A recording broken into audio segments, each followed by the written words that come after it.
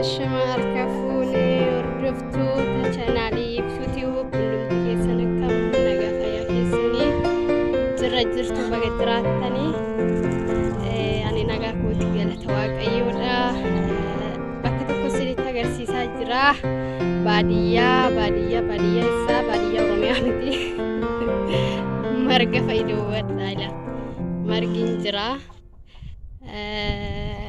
مو lukkuu horsiisaa jira akkamitti lukkuu horsiisu immoo isinitti agarsiisaa jechuudha ana wajjiniin turaan isiniin jedhaa kuno daawwadhaa lukkuu kiyyaa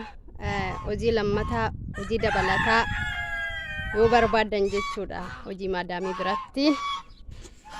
daawwadhaa isiniin jedhaa kuni lukkuu maali akka shintaate ani mbeeku lukkuu mormisii dhedheertuudha ka biyya keenyatti bishaan irra daatu sanatti fakkaata kuni garuu akkuma lukkuutti horsiifamaa jirti immoo asis gosa biraa jira kun immoo gosa biraati kutaa isaanii garaagaraa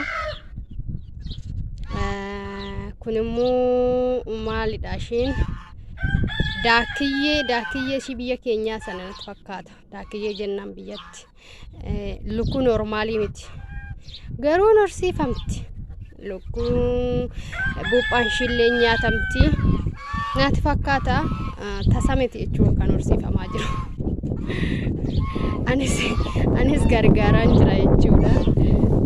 immoo asirra muuxannoo fudhachuudhaaf jechuudha anis gaafan biyya galee akka horsiisuuf lukkuu normaaliin kunooti kutaan isaanii garaagaraa jechuudha kun lukkuu biyya keenyaati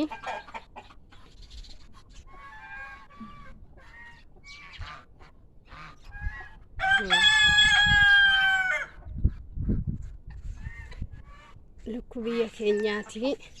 kun immoo buburreedha biyya keenya illee jiraachuun diduu garuu maqaa ishee gogorrii fakkaatti gogorrii jennaan garuu asitti maal akkasiin taate hin beeku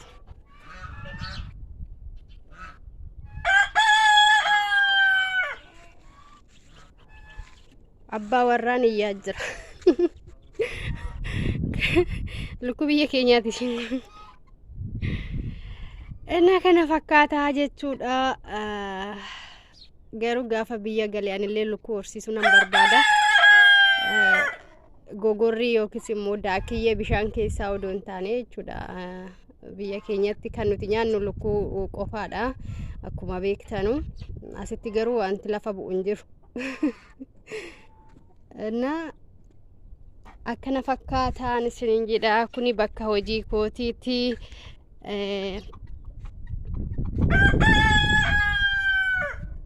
kanaaf sin daawwachiise jechuudha ani amanee nyaachaa jiru jechuudha buuphaa yoo suuqirraa dhufeen kanaaf nyaadhu jechuudha kanasi maaliif kan gogorriiti moo kan daakiyyeeti moo kan lukkuu normaalii adda baasee waan hin beekneef jechuudha inna akkana fakkaataa daakiyye adii kun buuphaa boostama sattaawwan illee jira sattaawwaa jenna biyya keenya gadi ciisee jira morma duwwaa mul'ata kun sattaawwaadha miti biyya keenyatti jiraachuu naaf gin naannoo keenya hin jiru maqaa isaa duwwaan beeka gadi ciisee jira waan ta'eef morma isaati an akkana ol ba'e kun guddaadha dallaatti ijaaramee jiraachuu anna kana fakkaataa isiniin jedha daawwadhaa